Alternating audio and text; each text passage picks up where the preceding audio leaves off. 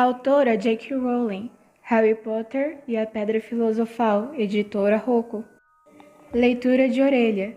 Harry Potter nunca tinha ouvido falar em Hogwarts, até o momento em que as cartas começaram a aparecer no capacho do número 4 da Rua dos Alfeneiros, endereçadas com tinta verde em pergaminho amarelado com lacre púrpura. Elas são rapidamente confiscadas por seus tios terríveis. E então, no 11º aniversário de Harry, um homem gigantesco com os olhos luzindo como besouros negros, chamado Rubio Hagrid, entra intempestivamente com uma notícia assombrosa. Harry Potter é um bruxo e tem uma vaga na escola de magia e bruxaria de Hogwarts. Uma aventura inacreditável está para começar. Capítulo 1. O menino que sobreviveu. O senhor e a senhora Dursley, da Rua dos Alfeneiros, número 4, se orgulhavam de dizer que eram perfeitamente normais. Muito bem, obrigado. Eram as últimas pessoas no mundo que se esperaria que se metessem em alguma coisa estranha ou misteriosa, porque simplesmente não compactuavam com esse tipo de bobagem. O Sr. Dursley era diretor de uma firma chamada Grunnings, que fazia perfumações. Era um homem alto, corpulento e quase sem pescoço, embora tivesse enormes bigodes. A Sra. Dursley era magra e loura e tinha um pescoço quase 2 vezes mais comprido que o normal, o que era muito útil porque ela passava grande parte do tempo espicheando-o por cima da cerca do jardim para espiar os vizinhos. Os Dursley tinham um filhinho chamado Doodle. O menino, em sua opinião, não havia garoto melhor em nenhum lugar do mundo. Os Dursley tinham tudo o que queriam, mas tinham também um segredo, e seu maior receio era que alguém o descobrisse. Achavam que não iria aguentar se alguém descobrisse a existência dos Potter. A Sra. Potter era irmã da Sra. Dursley, mas não se viam havia muitos anos. Na realidade, a Sra. Dursley fingia que não tinha irmã, porque este e o marido imprestável eram o que havia de menos parecido possível com os Dursley. Eles estremeciam só de pensar o que os vizinhos iriam dizer se os Potter aparecessem na rua. Os Dursley sabiam que o Potter tinha um filhinho também, mas nunca o tinham visto. O garoto era mais uma razão para manter os Potter à distância. Eles não queriam que o Duda se misturasse com uma criança daquelas. Quando o Sr. e a Sra. Dursley acordaram na terça-feira monótona e cinzenta em que nossa história começa, não havia nada no céu nublado lá fora, sugerindo as coisas estranhas e misteriosas que não tardariam a acontecer por todo o país. O Sr. Dursley cantarolava ao escolher a gravata mais sem graça do mundo para ir trabalhar, e a Sra. Dursley fofocava alegremente enquanto lutava para encaixar um Duda aos berros na cadeirinha alta. Nenhum deles reparou em uma coruja parada que passou, batendo as asas, pela janela. Às 8h30, o Sr. Dursley apanhou a pasta, deu um beijinho no rosto da Sra. Dursley e tentou dar um beijo de despedida em Duda, mas não conseguiu, porque na hora Duda estava tendo acesso de raiva e atirava o cereal nas paredes. Pestinha, disse rindo contrafeito. O Sr. Dursley, ao sair de casa, entrou no carro e deu uma marcha ré para sair do estacionamento do número 4. Foi na esquina da rua que ele notou o primeiro indício de que algo estranho ocorria. Um gato lia um mapa. Por um instante, o Sr. Dursley não percebeu o que vira. Em seguida, virou rapidamente a cabeça para dar uma segunda olhada. Havia um gato de listras amarelas sentado na esquina da Rua dos Alfeneiros, mas não havia nenhum mapa à vista. Em que estaria pensando naquela hora? Deveria ter tido o efeito da luz. Ele piscou e arregalou os olhos para o gato. O gato o encarou. Enquanto virava a esquina e subia a rua, espiou o gato pelo espelho retrovisor. Ele agora estava lendo a placa que dizia Rua dos Alfeneiros. Não, estava olhando a placa. Gatos não podiam ler mapas, nem placas. O Sr. Dursley sacudiu a cabeça e tirou o gato do pensamento. Durante o caminho para a cidade, ele não pensou em mais nada exceto no grande pedido de brocas que tinha esperanças de receber naquele dia. Mal ao sair da cidade, as brocas foram varridas de sua cabeça por outra coisa. Ao parar no costumeiro engarrafamento matinal, não pôde deixar de notar que havia uma quantidade de gente estranha, vestida andando pelas ruas. Gente com capas largas. O Sr. Dursley não tolerava gente que andava com roupas ridículas.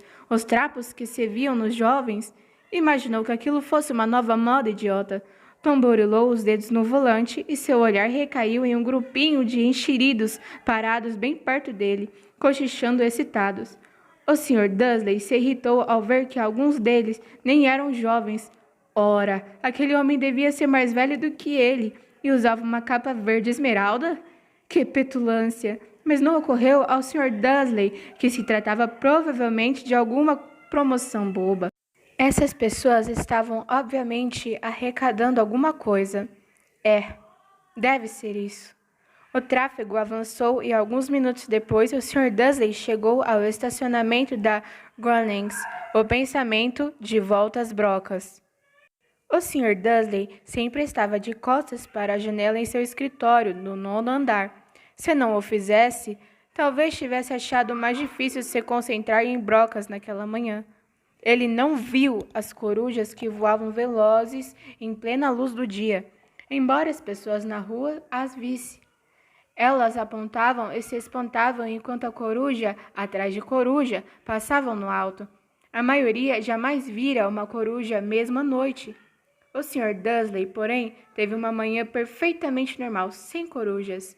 Gritou com 5 pessoas diferentes, deu vários telefonemas importantes e gritou mais um pouco.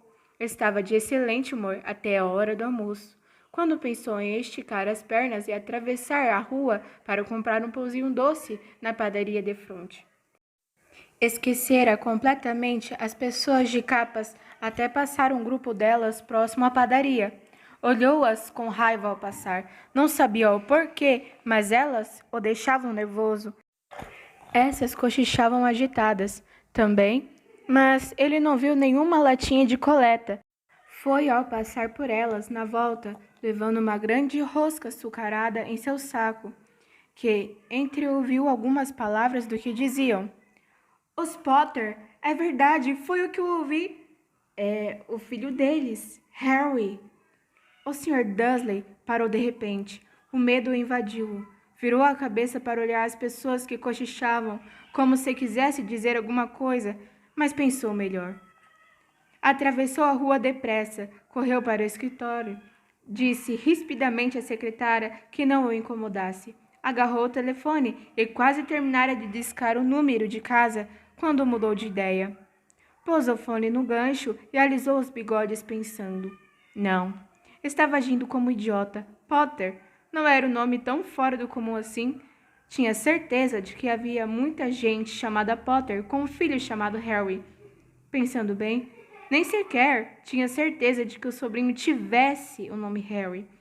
Jamais vira o menino. Talvez fosse Ernesto ou Eduardo.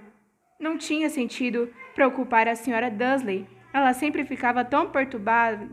A simples menção da irmã não a culpava. Se ele tivesse uma irmã como aquela, mas, mesmo assim, aquelas pessoas de capas... Achou bem mais difícil se concentrar nas brocas aquela tarde, e quando deixou o edifício às 5 horas, continuava tão preocupado que deu um encontrão em alguém parado ali à porta. Desculpe, murmurou quando o velhinho cambaleou e quase caiu. Levou alguns segundos até o Sr. Dursley perceber que o homem estava usando uma capa roxa. Não parecia nada aborrecido por ter sido quase jogado ao chão. Ao contrário, seu rosto se abriu em um largo sorriso e ele disse numa voz esganiçada que fez os passantes olharem. Não precisa pedir desculpas, caro senhor, porque nada poderia me aborrecer hoje. Alegre-se, porque você sabe quem finalmente foi-se embora. Até os trouxas como o senhor deviam estar comemorando o dia tão feliz. E o velho abraçou o Sr. Dursley pela cintura e se afastou. O Sr. Dursley ficou tão pregado no chão, fora abraçado por um completo estranho, e também achava que fora chamado de trouxa. o que quer que isso quisesse dizer. Estava abalado, correu para o carro e partiu para casa, esperando que estivesse imaginando coisas, o que nunca esperava que fizesse, porque não aprovava a imaginação. Quando entrou no estacionamento do número 4, a primeira coisa que viu, e isso não melhorou o seu estado de espírito, foi o gato listrado do que notara naquela manhã. Agora, ele estava sentado no muro do jardim. Tinha certeza de que era o mesmo. As marcas em volta dos olhos eram as mesmas. Chispa! Disse o Sr. Dursley em voz alta. O gato não se mexeu, apenas lançou-lhe um olhar severo. Será que isto era um comportamento normal para um gato? Pensou o Sr. Dursley. Continuava decidido a não contar nada à esposa. A Sra. Dursley tivera um dia normal e agradável. Contou-lhe durante o jantar os problemas da senhora do lado com a filha, e ainda que Duda aprendera uma palavra nova. Nunca. O Sr. Dursley tentou agir normalmente, depois que Duda foi se deitar. Ele chegou à sala em tempo de ouvir o último noticiário noturno. E, por último, os observadores de pássaros em toda parte registraram que as corujas do país se comportaram de forma muito estranha hoje, embora elas normalmente caçem à noite e raramente aparecem à luz do dia. Centenas desses pássaros foram vistos hoje voando em todas as direções desde o alvorecer. Os especialistas não sabem explicar por que as corujas de repente mudaram o seu padrão de sono. O locutor se permitiu um sorriso muito misterioso. E agora, com Jorge Mendes, o nosso boletim meteorológico, vai haver mais tempestades de coruja hoje à noite. Jorge? Bom, Eduardo, disse o meteorologista. Não sei lhe dizer, mas não foram só as corujas que se comportaram de modo estranho hoje. Ouvintes de todo o país têm telefonado para reclamar que, em vez do açougueiro que prometi para ontem, eles têm tido chuvas de estrelas. Talvez alguém ande festejando a noite das fogueiras uma semana mais cedo este ano. Posso prometer para hoje uma noite chuvosa. O Sr. Dursley ficou paralisado na poltrona. Estrelas cadentes em todo o país? Corujas voando durante o dia? Gente misteriosa usando capas por todos os lados? É um cochicho a respeito dos Potter. A Sra. Dursley entrou na sala trazendo 2 xícaras de chá. Não adiantava. Teria que lhe dizer alguma coisa. Pigarreou nervoso. Petúnia, querida, você não tem tido notícias de sua irmã ultimamente? Conforme esperava, a Sra. Dursley pareceu chocada e aborrecida. Afinal, normalmente não fingiam que ela não tinha irmã? Não, respondeu ela seca. Por quê? Uma notícia engraçada, murmurou o Sr. Dursley. Corujas e estrelas cadentes, e viu uma porção de gente de aparência estranha na cidade hoje. E daí? Cortou a Sra. Dursley. Bem, pensei, talvez tivesse alguma ligação com, sabe, o pessoal dela. O Sr. Dursley ficou em dúvida se teria coragem de lhe contar que ouviram o nome Potter. Decidiu que não. Em vez disso, falou a voz mais displicente que pôde. Os filhos deles teriam mais ou menos a idade do Duda agora, não? Suponho que sim, respondeu a Sra. Dursley, ainda seca. Como é mesmo o nome dele? Ernesto, não é? Harry, o nome feio e vulgar, se quer saber minha opinião. Ah, é, disse o Sr. Dursley, sentindo um aperto horrível no coração. É, concordo com você. Não disse mais nenhuma palavra sobre o assunto, a caminho do quarto onde foram se deitar. Enquanto a Sra. Dursley estava no banheiro, o Sr. Dursley foi devagarinho até a janela e espiou o jardim de casa. O gato continuava lá, observava o começo da Rua dos Alfeneiros como se esperasse alguma coisa. Estaria imaginando coisas? Será que tudo isso teria ligação com os Potter? Se tinha, se transpirasse que eram aparentados com um casal de bem. Bem, ele achava que não aguentaria. Os Dursley se deitaram. A Sra. Dursley adormeceu logo, mas o Sr. Dursley continuou acordado, pensando no que acontecera. Seu último consolo antes de adormecer foi pensar que, mesmo que os Potter estivessem envolvidos, não havia razão para se aproximar dele e da Sra. Dursley. Os Potter sabiam muito bem o que pensavam deles e de gente de sua laia. Não via como ele e Petúnia poderiam se envolver com nada que estivesse acontecendo. O Sr. Dursley bocejou e se virou. Isso não poderia afetá-los. Como estava enganado. O Sr. Dursley talvez estivesse mergulhando em um sono inquieto, mas o gato no muro lá fora não mostrava sinais de sono. Continuava sentado imóvel, como uma estátua, os olhos fixos na esquina mais distante da Rua dos Alfeneiros, e nem sequer estremeceu quando uma porta de carro bateu na rua seguinte, nem mesmo quando duas corujas mergulharam do alto. Na verdade, era quase meia-noite quando o gato se mexeu. O homem apareceu na esquina que o gato estivera vigiando. Apareceu tão súbita e silenciosamente que se poderia pensar que se tivesse saído do chão, o rabo do gato mexeu ligeiramente e seus olhos se estreitaram. Ninguém jamais vislumbrara nada parecido com este homem na Rua dos Alfeneiros. Era alto, magro e muito velho. A julgar pelo prateado dos seus cabelos e de sua barba, suficientemente longos para prender no cinto. Usava vestes longas, uma capa púrpura que arrastava pelo chão e botas com saltos altos e fivelas. Seus olhos azuis eram claros, luminosos e cintilantes por trás dos óculos de meia-lua, e o nariz muito comprido e torto, como se o tivesse quebrado pelo menos 2 vezes. O nome dele era Alvo Dumbledore. Alvo Dumbledore não parecia ter consciência de que acabara de pisar numa rua onde tudo, desde seu nome às suas botas, era mal visto. Estava ocupado apalpando a capa, procurando alguma coisa. Mas parecia ter consciência de que estava sendo vigiado, porque ergueu a cabeça de repente para o gato, que continuava a fitá-lo de outra ponta da rua.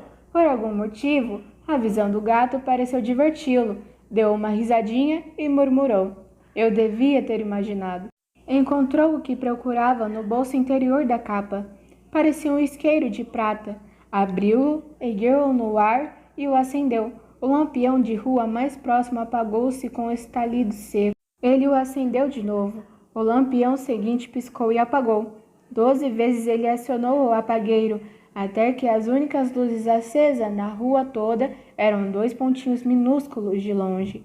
Os olhos do gato, que os vigiava, se alguém espiasse pela janela, agora até a Sra. Dursley, de olhos nas costas, não conseguiria ver nada que estava acontecendo na calçada. Dumbledore tornou a guardar o apagueiro na capa e saiu a caminho pela rua em direção ao número 4, onde se sentou no muro ao lado do gato. Não olhou para o bicho, mas passando algum tempo dirigiu-se a ele. "Imaginei encontrar a senhora aqui, professora Minerva McGonagall." E virou-se para sorrir para o gato, mas este desaparecera. Em vez dele, viu-se sorrindo para uma mulher de aspecto severo que usava óculos de lentes quadradas exageradamente, do formato de marcas que o gato tinha em volta dos olhos. Ela também usava uma capa esmeralda, trazia os cabelos negros, preso num coque apertado, e parecia decididamente irritada. "Como soube que era eu?" perguntou. "Minha cara professora, nunca vi um gato se sentar tão duro." "O senhor estaria duro se tivesse passado o dia todo sentado em um muro de pedra," respondeu a professora Minerva. "O dia todo? Quando podia estar comemorando? Devo ter passado por mais 10 festas e banquetes a caminho daqui." A professora fungou aborrecida. "Ah, sim, vi que todos estão comemorando," disse impaciente. "Era de esperar que fossem um pouco mais cautelosos, mas não. Até os trouxas notaram que alguma coisa estava acontecendo." Deu no telejornal. Ele indicou a cabeça à sala escura dos Dursley. "Eu ouvi. Bando de corujas estrelas cadentes." Ora, eles não são completamente idiotas. Não podia deixar de notar alguma coisa. Estrelas cadentes em Kit? Aposto que foi coisa de Dédalo Dingle. Ele nunca teve juízo. "Você não pode culpá-los," ponderou Dumbledore educadamente. Temos tido muito pouco que comemorar nos últimos 11 anos. Sei disso, retrucou a professora mal-humorada. Mas não é razão para perdermos a cabeça. As pessoas estão sendo completamente descuidadas. Saem às ruas em plena luz do dia, sem nem ao menos vestir roupa de trouxas, espalhando boatos. Disguelha lançou um olhar atento a Dumbledore, como se esperasse que ele dissesse alguma coisa, mas ele continuou calado. Por isso, ela recomeçou. Ia ser uma graça se, no próprio dia em que você sabe quem parece ter finalmente ido embora, os trouxas descobrissem a nossa existência. Suponho que ele realmente tenha ido embora. Não é Dumbledore? Parece que não, há dúvida. Temos muito que agradecer. Aceita o sorvete de limão? O quê? Um sorvete de limão. É uma espécie de doce dos trouxas, de que sempre gostei muito. Não, obrigada, disse a professora Minerva com frieza, como se não achasse que o momento pedia sorvete de limão. Mesmo você sabe quem tem ido embora? Minha cara professora, com certeza uma pessoa sensata, como a senhora pode chamá-lo pelo nome. Toda essa bobagem de você sabe quem, há 11 anos venho tentando convencer as pessoas a chamá-lo pelo nome que recebeu, Voldemort. A professora franziu o rosto, mas Dumbledore, que estava separando 2 sorvetes de limão, pareceu não reparar. Tudo fica tão confuso quando todos não param de dizer você sabe quem. Nunca vi nenhuma razão para ter medo de dizer o nome de Voldemort. Sei que não vê, disse a professora parecendo meio exasperada, meio admirada. Mas você é diferente. Todo mundo sabe que você é o único de que você sabe... está bem, de que Voldemort tem medo. Isso é um elogio, disse Dumbledore calmamente. Voldemort tinha poderes que nunca tive. Só porque você é muito, bem, nobre para usá-los. É uma sorte estar escuro. Nunca mais corei assim, desde que Madame Pomfrey me disse que gostava dos meus abafadores de orelhas novas. A professora Minerva lançou um olhar severo a Dumbledore e disse: As corujas não são nada comparadas aos boatos que correm. Sabe o que todos estão dizendo? Porque ele foi embora? Que foi que finalmente o deteve? Aparentemente, a professora Minerva chegara ao ponto que estava ansiosa para discutir a verdadeira razão pela qual estivera esperando o dia todo em cima do muro frio e duro, porque nem com um gato, nem como mulher, ela fechara antes um olhar tão penetrante em Dumbledore como agora. Era óbvio que, seja o que fosse que todos estavam dizendo, ela não iria acreditar até que Dumbledore confirmasse ser verdade. Dumbledore, porém, estava escolhendo mais um sorvete de limão e não respondeu. O que estão dizendo, continuou ela, é que a noite passada Voldemort apareceu em Iguardque Hollow. Foi procurar os Potter. O boato é que Lilian, Tiago e Potter estão mortos. Dumbledore fez que sim com a cabeça. A professora Minerva perdeu o fôlego.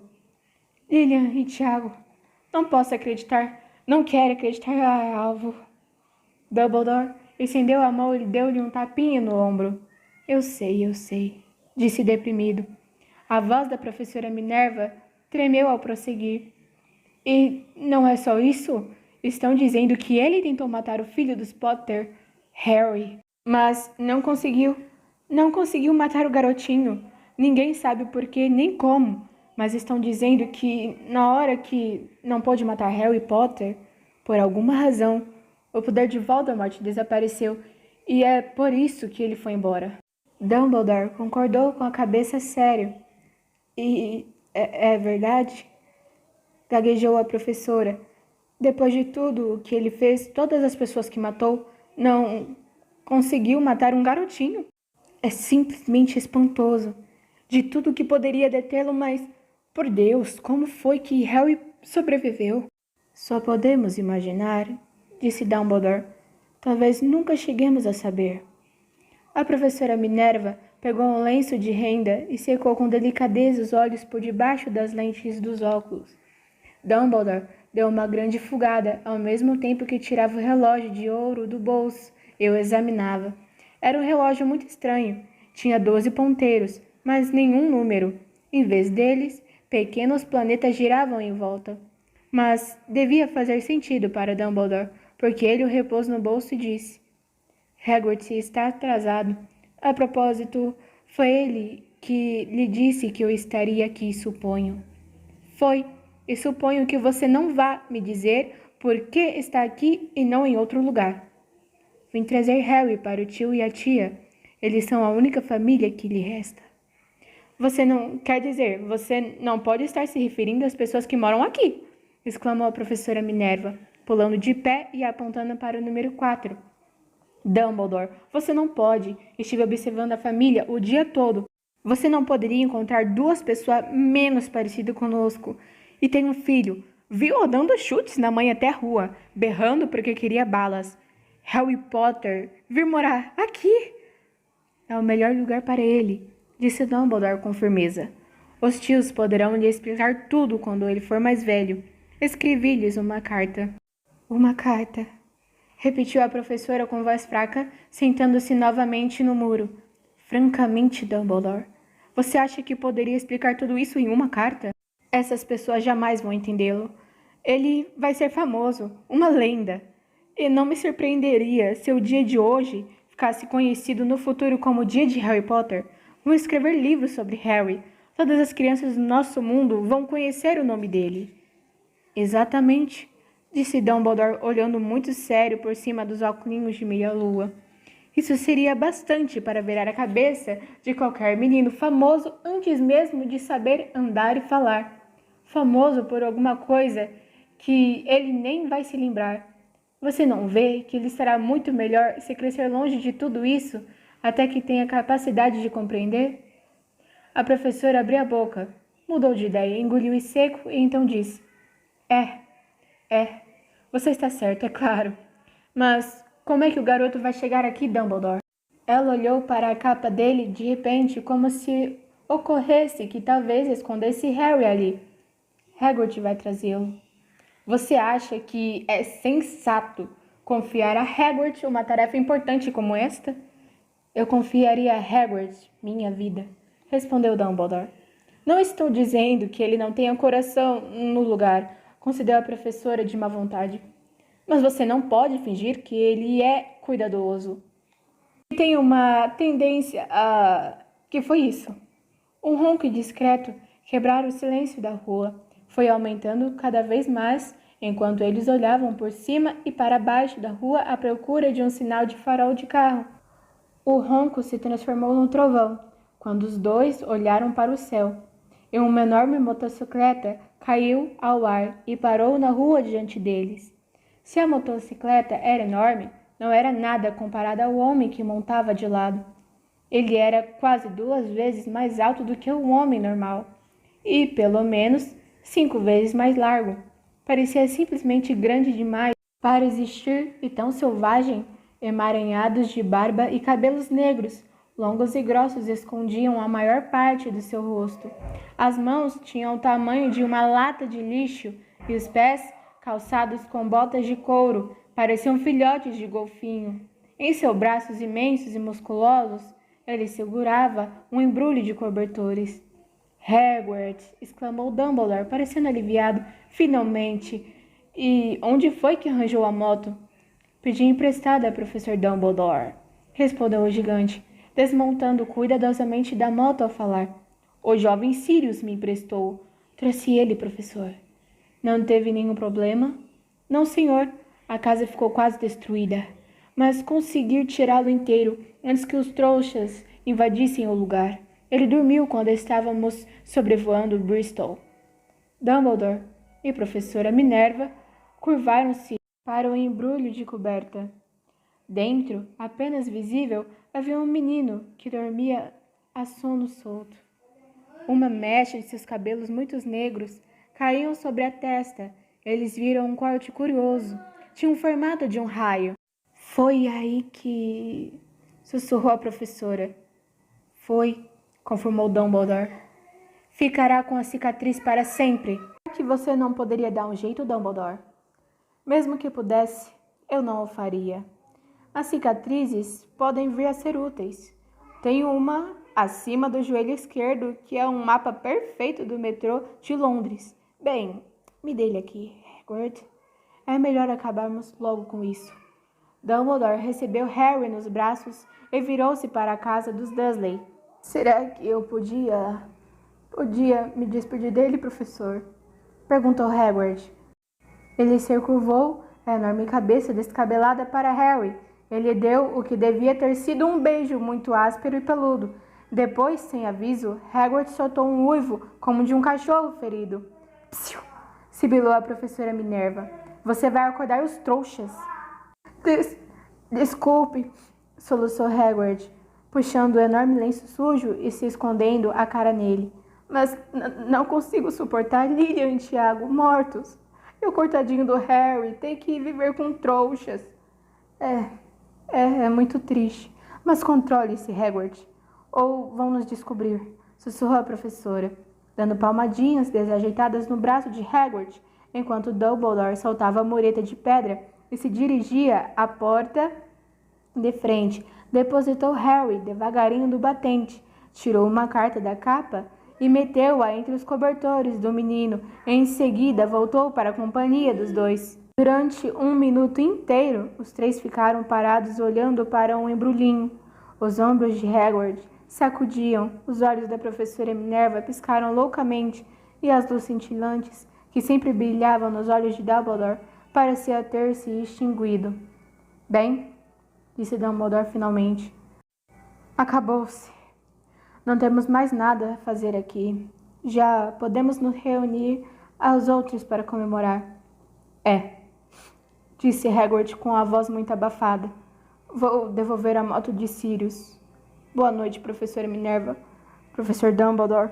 Enxugando os olhos na manga da jaqueta, Hagrid montou a moto e acionou o motor com um pontapé. Com um rugido, ela levantou o voo e desapareceu na noite. Nos veremos em breve, espero, professora Minerva, falou Dumbledore. Com um aceno de cabeça, a professora Minerva soou o nariz em resposta. Dumbledore se virou e desceu a rua na esquina, parou e puxou o apagueiro. Deu um clique e 12 esferas de luz voltaram aos lampiões, de modo com que a Rua dos Alfeneiros de repente iluminou-se com uma claridade laranja e ele divisou o gato listrado se esquivando pela outra ponta da rua. Mal dava para enxergar o embrulhinho de cobertores no batente do número 4. Boa noite, Harry, murmurou ele. Girou os calcanhares e, com um movimento de capa, desapareceu. Uma brisa arrepiou as cercas bem cuidadas da Rua dos Alfeneiros, silenciosas e quietas sob o negro do céu.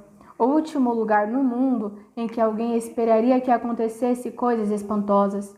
Harry Potter virou-se dentro dos cobertores sem acordar. Sua mãozinha agarrou a carta ao lado, mas ele continuou a dormir, sem saber que era especial. Sem saber que era famoso, sem saber que iria acordar dentro de poucas horas com o grito da senhora Dursley ao abrir a porta da frente para pôr as garrafas de leite do lado de fora, nem que passaria as próximas semanas levando os cutucadas e beliscões do primo Duda. Ele não podia saber que, neste mesmo instante, havia pessoas se reunindo em segredo em todo o país que erguiam os copos e diziam, com vozes abafadas: "A Harry Potter, o menino que sobreviveu."